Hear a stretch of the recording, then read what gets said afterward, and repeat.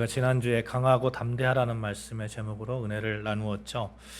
코로나19가 계속되는 그런 위협으로 2022년도 우리 앞에 있습니다.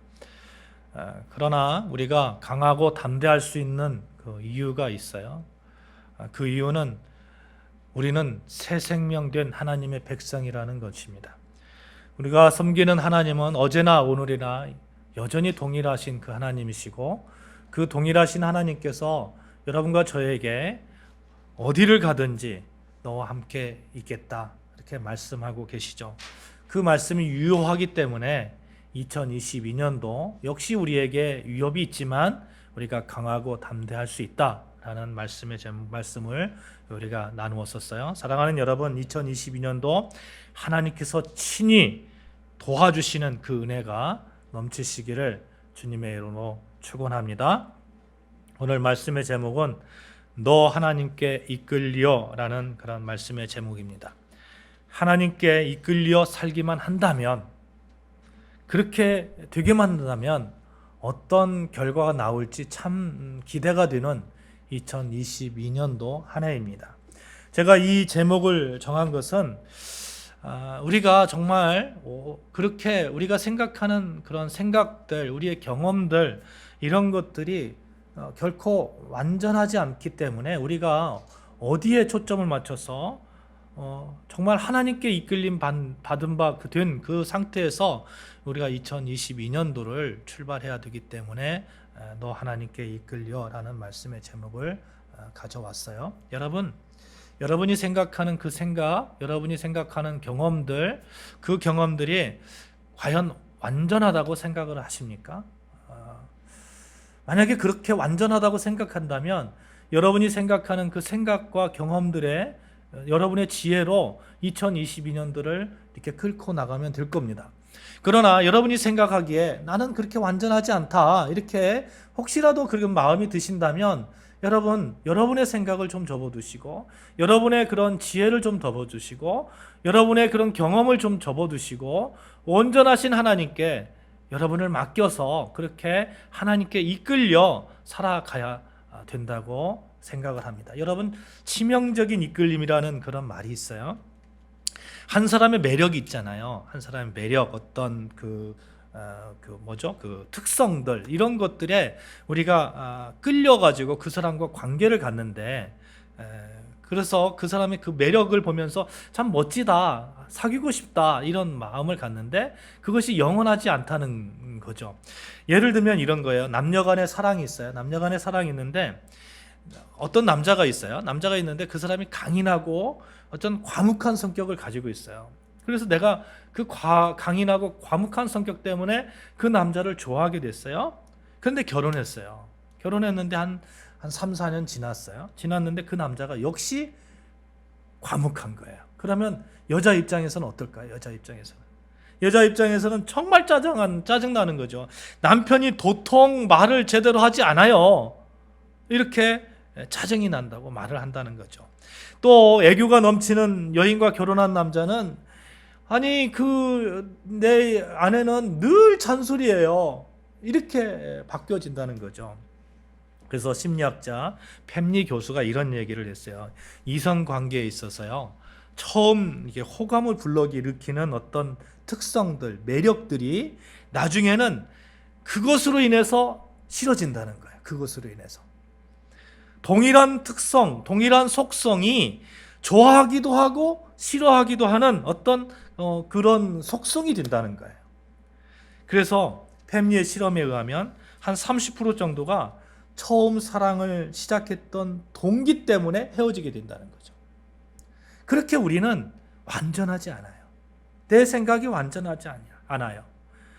여러분, 그렇잖아요. 내 생각이라는 것, 그것에 붙들려서 매력에 이렇게 빠져서 확 그렇게 결혼했는데 도리어 그것 때문에 내가 싫어하는 한 측면이 발견된다면, 여러분, 우리의 생각을 좀 더 우리가 내 자신을 바라보는 그 시각을 달리해야 되지 않겠어요? 이 사실을 까마득하게 인식하지 못한다면 오늘을 사는 우리는 나의 생각, 내가 좋아하는 어떤 것을 찾아서 괴로워하고 실망하고 좌절하고 질투하고 그렇게 한다는 것이죠. 우리는 분명히 알아야 됩니다. 내 생각에만 이끌려 사는 것, 그것이 그렇게 썩 잘하는 것이 아니다. 썩 완벽하지 않다. 우리는 우리의 경험치와 우리의 지혜로만 바라보기 때문이다. 얼마나 제한적입니까? 여러분 한번 생각해 보세요. 어른이 어린 아이를 이렇게 바라보잖아요. 어린 아이를 바라보면 어린 아이는 어린 아이의 생각이 있잖아요. 어린 아이의 생각대로만 움직이는 그런 어린 아이를 본다면 어른의 입장에서는 어떨까요? 굉장히 답답하지 않을까요? 좀 더 이렇게 좀 안아주고 싶고, 좀 더 이렇게 좀 보호해주고 싶고, 그래서 이렇게 좀 다가가서 얘야 그렇지 않아 이렇게 말하면, 아니야 어린 아이는 아니 저 제 생각이 있어요 이렇게 말한다면 어떨까요? 그래서 우리는 내 생각으로 사는 것의 한계를 인정하고, 그리고 그 위에 하나님의 생각, 하나님의 뜻을 구하는 것, 하나님의 인도하심에 순종하는 것, 이것을 가지고 더 집을 완성시켜 나가야 됩니다. 여러분, 진정한 자기 성찰은요, 물론 내 생각도 있어야 되죠. 내 생각도 있어야 되지만 거기에 플러스 하나님의 생각이 덮여질 때에 완전해진다는 거예요. 완전해진다. 오늘 본문 말씀은 하나님의 백성은 무엇에 이끌려 살아야 하는지, 어떤 생각이 우선으로 나서야 하는지, 누구에 이끌려 살아야 되는지에 대해서 분명하게 이렇게 자세하게 가르쳐 주고 있어요. 이스라엘 백성들이 출애굽을 했습니다. 출애굽을 해서 한 40여 년의 시간이 지났어요. 이제 드디어 하나님께서 약속하신 가나안 땅이 이 눈앞에 있는 거예요. 눈앞에 있어요. 가나안 땅에 정복하는 그런 날들이 이제 점점 다가와 오고 있습니다. 그런데 가나안 땅에 들어가야 되는데, 가나안 땅에 들어가는 그 시기가 마침 우기였어요. 우기, 비가 많이 내리는 그런 시기였어요. 제가 성지순례 이스라엘 땅에 갔었을 때 요단강을 봤는데 너무 작은 그런 또랑과 같은 그런 강인 거예요. 요단강이 뭐 한강처럼 되는 줄 알았더니 그렇지 않더라고요. 불과 한 40m밖에 되지 않아요. 여기서 뭐 저렇게 보여요. 이쪽에서 보면 요르단의 경비병 있잖아요. 경비병이 이렇게 지키고 있는 게 보여요. 그 정도로 이렇게 폭이 이렇게 짧은 그런 강이었어요. 이 강을 건너가야 돼요. 그런데 지금 어떤 때라고요? 지금 우기라는 말이에요. 우기. 근데 우기 때는 그 가이드의 말을 들어보니까 너비가 한 1.6km 정도 이렇게 넓어진답니다. 넓어지고 깊이도 보통 한 1m, 2m 정도밖에 되지 않는 요단강인데 한 4, 5m 정도 된다는 거죠. 실제로 2013년도에는 건기하고 우기의 그런 그 높이의 차가 10m 정도 됐다는 거예요. 여러분 한번 생각해 보세요. 그저 1.6km 정도 되는데 한 4, 5m 되는 그런 요단강을 건너가야 가나안 땅인 거예요. 가나안 땅인 거예요. 그 젖과 꿀이 흐르는 하나님께서 약속해 주신 그 땅을 가야 되는 거예요. 근데 이게 우기 때는 저기 한 것이 시속 16km 정도로 물살이 있다는 거죠. 그럼 그 물길이 있는 그 요단강을 건너갈 수 있을까요? 적어도 한 200만 명 이상이 되는 이스라엘 백성들이 그냥 안전하게 건너갈 수 있을까요? 우기에 계곡에서 이렇게 물이 내려올 때 계곡물에 휩쓸려서 죽는 게 인간입니다. 그렇잖아요? 지금이야 중장비로 마련해서 다리를 놓아버리면 되지만 당시로 생각하면 우기의 이곳을 건너간다는 것은 여간 어려운 일이 아닙니다. 이스라엘 백성들은 어떻게 적당히 건널 방도가 없는 거예요. 그들은 지금 이 발목을 잡는 문제에 직면하고 있는 거죠. 지금까지 40년 동안 고생해서 지금 여기까지 왔어요. 저것만 이 강만 건너면 이제 그 가나안 땅이에요. 가나안 땅에서 이제 뭐 싸울 수 있는 거예요. 이 가나안 백성들과 정복할 수 있는 거예요. 마지막까지 왔는데 40년 동안 고생했는데 정말 힘이 하나도 없는데 더 큰 그런 요단이라는 강에 이렇게 봉착한 거죠. 여러분 이런 때 어떻습니까? 오늘 본문을 보니까 이런 상황에서 하나님께서 결정적인 어떤 테스트를 하고 계신 것을 보게 되는데, 명령을 하시는데 제사장들에게 법궤를 매라는 거예요. 그리고 그냥 들어가라는 거예요. 그 요단강에 들어가라는 거예요. 발을 담그라는 거예요. 법궤는 하나님의 임재의 상징이잖아요. 하나님의 임재의 상징. 만나의 항아리, 또 만나를 넣은 항아리가 있고, 십계명을 적은 돌판이 있고, 또 아론의 쌍난 지팡이가 있어요. 그래서 이 하나님께서 돌봐주시고, 하나님께서 인도하시고, 하나님께서 말씀하시는 것, 그러니까 하나님의 임재의 상징이에요. 하나님의 임재의 상징, 그 법궤를 메고 들어가라는 거예요. 나 하나님을 믿고 들어가라는 거예요. 내가 여기 있으니 들어가라는 거예요. 그런데 여러분 보십시오. 이 법궤의 내용들을 보면 공통점이 있어요. 모두 다 어느 시대에 일어난 사건들의 그런 내용물들이에요. 모세 시대예요. 모세 시대. 모세 시대에, 모세가 지도자로 있었던 시대에 만나와 메추라기를 하나님께서 내려주셨잖아요. 그 은혜에 감동해서 그 만나를 넣은 거예요. 또 모세에게 하나님께서 십계명을 주셨어요. 또 모세 시대에 있었던 제사장 아론의 쌍난 지팡이에요. 근데 지금은 어떤 시대라는 거예요? 지금은 여호수아 시대입니다. 40년이 지났어요. 40년이. 이미 세대가 달라요. 이미 모세 시대에 하나님의 인도하심을 경험했던, 그 기적을 경험했던 사람들은 어쩌면 발을 들여라, 요단의 발을 내디뎌라 할 때에 하나님께서 그 기적을 봤으니까 내디딜 수 있어요. 그런데 지금 세대가 바뀌었어요. 세대가 바뀌어가지고 그런 경험들이 좀 우리 아버지 때에 뭐 이런 얘기 있잖아요. 내 때에 낮적에는 말이야, 이런 얘기 있잖아요. 낮적에는 이런 일이 있었어 라는 말들을 들은 그런 세대예요. 그런 세대. 1세대가 아니고 2세대, 3세대입니다. 자기 아버지들이 홍해를 건넜다는 말을 들었지만 지금 그 일이 나에게 실제적으로 닥쳐왔습니다. 하나님의 임재의 상징인 법궤를 메고 뛰어들라는 거예요. 너희가 하나님을 믿으면 뛰어들라는 거예요. 강하고 담대하게 나아가라는 거예요. 이 황당무계한 말씀을 들으면서 여러분 마음이 불편하지 않았을까요? 의심이 들지 않았을까요? 여호수아가 모세의 후계자가 되어서 지도자가 되었습니다. 모세야 강력한 리더십이 있었지만 이 지금 여호수아는 이제 정치 신인이에요. 이제 정치적으로 안정되지 않았어요. 리더가 된 지 얼마 안 돼서. 여호수아에게는 리더십이 위기였을 겁니다. 만약에 잘못되면, 만약에 요단강에 발을 디뎠는데 한 명이라도 죽으면, 법궤가 그 요단 강물에 휩쓸려 떠내려가면 어떻게 되는 거예요? 요즘처럼 포퓰리즘이 강력한 사회를 사는 현대 사회에 가능했을까요? 사람들이 아마도 이게 무슨 말이냐고, 우리를 다 죽이려고 하는 말이냐고, 요단을 건널 수 있는 다른 방법을 찾아보라고, 아니 법궤가 떠내려가면 안 되니까, 법궤는 하나님의 임재 상징이니까 법궤는 제일 마지막에 하자고, 뭐 별의별 얘기가 다 나왔을 겁니다. 여호수아에게는 이 정치적으로 굉장한 부담이었어요. 그런데 여호수아는 지금 그 부담스러운 말씀을 받아 그대로 8절 이하에 보면 백성들에게 전하고 있는 거예요. 너희가 요단 물가에 이르거든 요단에 들어서라, 이렇게 분명하게 하나님의 말씀에 순종하면서 전하고 있는 겁니다. 이렇게 전하고 또 백성들은 그대로 행하는 것을 보게 될 수 있죠. 만약 그렇게 했는데 앞에 나가던 사람이 물에 빠져 허우적거리기라도 한다면 정말 상상할 수 없는 그런 끔찍한 일이 벌어졌을 거예요. 여호수아에게는 그 지도자로서 리더의 생명이 끝나는 그런 상황입니다. 이렇게 위험한 행위임에도 불구하고 여호수아는 하나님께 이끌려서 하나님께서 말씀하시는 대로, 하나님의 생각대로, 하나님의 인도하신 대로 발을 들여놓았다는 겁니다. 그렇게 강을 건넜어요. 200만 명 이상이 건넜습니다.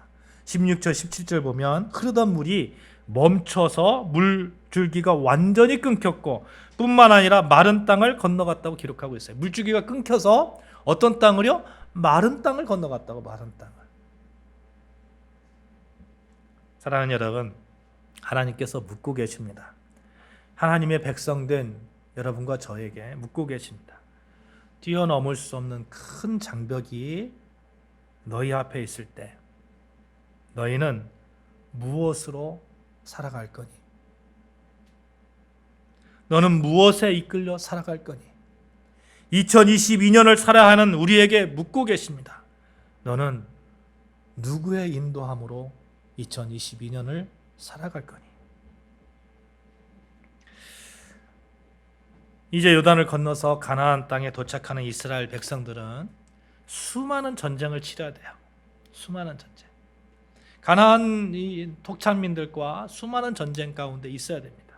그 출발선상에서 하나님께서 철저하게 하나님을 따를 것을 이렇게 인간적인 상식으로는 도저히 이해가 안 되는 그 방법을 동원해서 실험하시고 또 하나님께서 확신을 주시는 것을 보게 됩니다. 그렇게 시작을 온전히 하나님의 인도하심에 따라서 출발할 때만이 가나안 정복을 그 험난한 길을 완전히 이루어 나갈 수 있기 때문에 하나님께서 그런 방법을 쓰신 거죠. 사랑하는 여러분, 우리도 마찬가지예요. 2022년도 출발선상에 마치 여호수아와 이스라엘 백성들이 온전히 하나님의 인도하심에 순종하여 출발하였듯이 우리도 우리의 생각에서 벗어나서 하나님의 생각으로, 하나님의 뜻으로, 하나님의 인도하심으로 그렇게 출발해야 됩니다. 요단을 앞에 둔 이스라엘 백성에게 너는 누구의 인도함 가운데 살아갈래? 하나님께서 그렇게 테스트하셨잖아요. 2022년도 어떻게 보면 우리의 앞길에 요단이 딱 버텨설 수 있습니다. 그때 하나님께서 너는 누구의 인도함으로 살아갈래? 테스트하는 그런 테스트장이라 여러분 한번 생각해 보자는 거예요. 이 테스트에 통과하지 못하면 정말 너무너무 고생스러운 그런 삶을 살아갈 수가 있습니다. 엉뚱하게 빙빙빙빙 방황할 수가 있어요. 한번 보실까요? 이스라엘 백성들이 사실 가나안 땅을 정복하는데요, 그렇게 오랜 시간이 걸린 이유가 있어요. 40년 동안 광야 생활을 했잖아요. 이집트에서 출애굽해가지고 가나안 땅 이스라엘까지 가는데 그렇게 많은 시간이 걸리는 40년이 걸리는 그런 시간이 아닙니다. 그런데 그렇게 되었던 결정적인 이유가 있었어요. 하나님께서 가나안 땅이 이제 목전에 있을 때에 각 지파의 12명의 정탐꾼을 뽑아가지고 민수기 13장에 보면 모세가 뽑아서 가나안 땅에 이렇게 보내잖아요. 정탐을 시키잖아요. 정탐을 시키는데 12명의 선발대가 가가지고 가나안 땅을 보는 거예요. 근데 가나안 땅은 그때 어떤 민족이에요? 정착하고 사는 민족이에요. 이스라엘 민족은 어떤 민족이에요? 이 광야를 이렇게 떠돌아온 유랑민이에요. 그렇죠? 근데 정착하는 사람들이 잘 살까요? 못 살까요? 잘 살잖아요. 잘 살아요. 잘 먹어요. 잘 먹고 잘 살고 또 가나안 땅에 철기 문화가 있었어요. 이스라엘 민족은 그 당시에 청동기 문화예요. 청동기 문화. 아직 철기가 없었어요. 그게 무기에서도 딸려요. 그러니까 이스라엘 12 정탐꾼이 와가지고 보고를 하기를 그 중에 10명이 우리는 안 됩니다. 우리는 저들에 비하면 메뚜기와 같습니다. 메뚜기와 같아요. 저들은 등치도 크고요. 잘 살고요. 성도 어마어마하게 잘 그렇게 축성되어 있고요. 또 그들은 정말 무기도 우리하고는 비교할 게 안 돼요. 우리는 메뚜기예요. 그들에 비하면 안 돼요. 우리는. 그런데 하나님께서 가나안 땅을 주시겠다고 약속하셨잖아요. 근데 안 된다는 거예요. 인간적인 눈으로 보면 안 될 수밖에 없죠. 안 되죠. 오직 유일하게 여호수아와 갈렙만이 하나님께서 함께 하시면 그들은 우리의 밥입니다. 이렇게 말하는 거예요. 그들이 우리보다 정말 등치도 크고 무기도 정말 최신식 무기를 가지고 있지만 하나님이 우리와 함께 하시면 그들은 우리의 밥입니다. 시각의 차이예요. 시각의 차이예요. 이 10명의 그 정탐꾼 때문에 하나님께서 결국에는 이 안 된다는 사람들이 다 죽은 다음에 여호수아를 통해서 이 가나안 땅을 정복하게 하잖아요. 여호수아 갈렙을 통해서. 여러분 40년 동안 방황한 이유 우리가 생각해 봐야 돼요. 안 된다고 할 게 아니라 하나님이 함께 하시면 강하고 담대할 수 있는 그런 능력이 우리에게 있다니까요. 하나님이 인도하시면 요단을 건널 수 있는 그런 기적의 그런 앞날이 우리 앞에 있다니까요. 하나님이 인도하시면 됩니다. 2022년을 살아갈 때 하나님이 인도하시면 됩니다. 이 생각, 이 믿음이 우리를 지배해야 되는 거예요.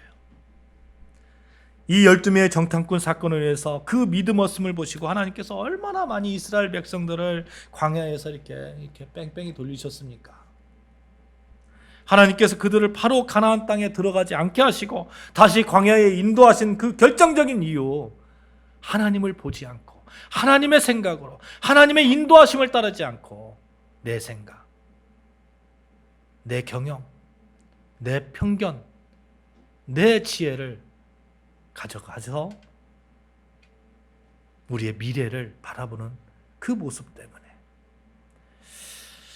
너는 이제 무엇에 이끌려 살 것인가? 그렇습니다. 그들은 또 우리는 결단해야 됩니다. 환경에 이끌려 살 것인가? 아니면 하나님의 말씀에 이끌려 살 것인가? 우리는 결단해야 돼요. 가나안 땅을 앞에 두고 마지막 테스트를 이 여호수아 또 이스라엘 백성들은 테스트를 통과했습니다. 이런 황당한 명령을 주신 그 이유, 한번 7절 한번 볼까요? 7절 같이 읽습니다. 시작. 내가 오늘부터 시작하여 너를 온 이스라엘의 목전에서 크게 하여 내가 모세와 함께 있던 것 같이 너 함께 있는 것을 그들이 알게 하리라. 여호수아에게 있어서는 강력한 리더십을 주겠다는 거예요. 너가 그렇게 하기만 하면 내가 너와 함께 한 것을 온 이스라엘 백성들이 알 수 있도록 그렇게 하겠다는 거예요. 여호수아는 그렇게 했습니다. 사랑하는 여러분, 우리 인생에도 가로막는 요단이 있을 수 있어요. 힘들게 만드는 거, 또 고민하게 만드는 거, 밤잠을 이루지 못하게 하는 것 반드시 있습니다. 2022년도 반드시 있어요. 제가 예언자는 아니지만 예언의 은사는 없지만 제가 짐작의 은사는 있어요. 여러분 2022년도 살아갈 때에 정말 좋은 일만 그렇게 있으면 좋지만 이런 고민되는 일도 분명히 있다니까요. 분명히 있어요. 이런 고민되는 일, 밤잠을 이루지 못하게 하는 일, 이 일 가운데 여러분 분명하게 이 일을 통해서 나를 더 강력하게 만드시는 하나님의 은혜가 있다. 이러한 믿음의 소유자가 되시기를 이 예배를 통해서 제가 간절히 바라는 겁니다. 그리고 축복하는 거예요. 하나님께서 여호수아를 세워주시기 위해서 여호와 함께 계심을 알리기 위해서 여호수아에게 요단을 건너가게 하셨지. 이 장막들, 이 고민들 내가 하나님으로 인해서 더 세움받기 위해서 하나님께서 나에게 주신 축복의 장벽이지. 기적을 경험하라는 하나님의 선물이지. 그렇게 되어진다면 정말 2022년도 우리가 온전하게 하나님의 백성으로서 또 하나님께 성결된 자로서 살아가지 않겠습니까?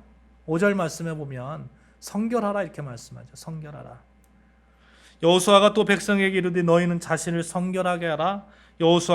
여호와께서 내일 너희 가운데에 기이한 일들을 행하시리라. 거룩함, 성결함이라는 말은 이렇게 구별한다 이런 뜻이거든요. 구별한다.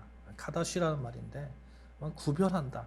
이 예배도 우리가 월화수목금토일 중에 우리가 11시 예배를 드리잖아요. 11시 예배. 왜 11시 예배를 드린다는 것은 구별하여 드리는 거예요. 그래서 이 예배가 성결한 거예요. 성결한. 많은 우리가 1년 365일 예배가 있지만 계속해서 삶의 예배가 있지만 구별하여서 드리는 11시 예배. 이게 성결한 거예요.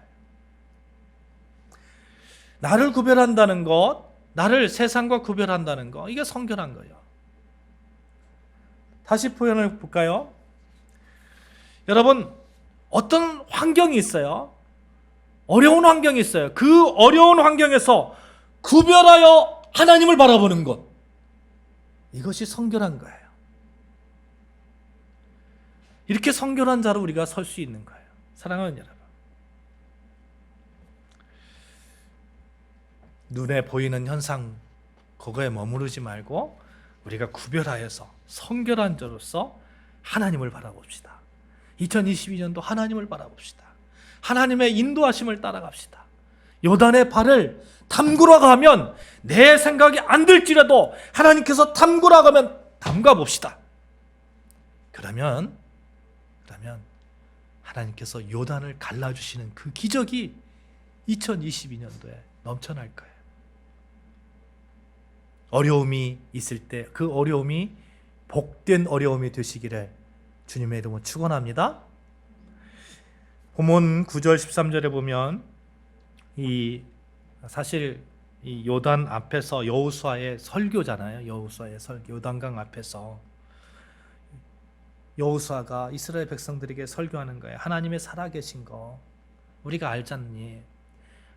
법궤를 메고 우리가 하나님께서 요단에 발을 담그라고 해. 하나님께서 함께 하신다고 말씀하는 거야. 내 생각, 내 경험을 신뢰하지 말고 우리 같이 한번 하나님의 그 인도하심을 따라서 요단을 건너가 보자. 이 설교하는 내용이거든요. 여호수아가 오늘 여러분과 저에게 설교하고 있습니다. 살아계신 하나님이 여러분 가운데 일하고 계십니다. 하나님이 앞서가십니다. 그 어떠한 어려움에도 하나님께 이끌려 나아가기만 하면 됩니다. 여러분 앞에 요단은 반드시 여러분 건널 수 있습니다. 하나님의 임재의 상징인 그 법궤를 앞세우고 우리 같이 나아갑시다. 여호수아가 여러분에게 설교하고 있는 거예요.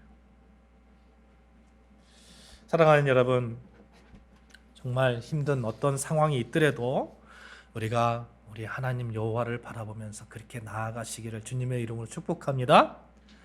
사방이 우겨쌈을 당하여도 하나님만 함께 하시면 문제가 안 돼요. 하나님만 함께 하신다는 그 믿음을 가지면 문제가 안 되는 거예요. 너의 앞길이 막힐 때, 내 생각대로 내 인생이 풀리지 않을 때 너는 무엇에 이끌려 살 것인가? 하나님의 인도하심으로 살겠습니다. 우리가 그 믿음으로 나아가면 문제가 안 되는 거예요. 2022년도 여러 가지 문제가 있을 것으로 우리가 생각되지만 그것이 더 결과적으로 나를 강하게 세우는 그러한 하나님의 축복이 될 것입니다. 우리가 즐겨 부르는 찬송이 있어요. 너 하나님께 이끌려 일평생 주만 섬기며 너 어려울 때 힘주시고 언제나 지켜주시리. 이 찬양인데 주부에 있는데 여러분 이 찬양이 노이마르크라는 독일 그 작곡가의 작곡인데 작사도 하셨죠. 지금까지 한 400여 개의 그 언어로 다른 이 언어로 그 찬송가로 번역되었다고 하니까 너무너무 유명한 그런 곡이죠. 이분이 대학에 들어가려고 어렵게 등록금을 마련했는데 강도를 만나서 다 잃어버렸어요. 나중에 이를 극복하고 대학을 졸업하고 또 그 문서국 장관까지 오르고 그런 가운데서 나중에 또 실명도 하게 되거든요. 불운을 겪습니다. 그런 가운데서도 이분은 늘 하나님의 인도하심을 감사하면서 찬양하면서 그 어려운 가운데서 쓴 그런 찬송시예요. 너 하나님께 이끌려 일평생 주만 바라면. 너 어려울 때가 있을 건데 하나님께서 힘주실 거고 하나님께서 지켜주실 거고 그 믿음을 가지면 반석 위에 설 거다 하는 그런 시죠. 사랑하는 여러분, 우리 같이 한번 찬양해 볼까요? 너 주보 뒤에 있는데 너 하나님께 이끌려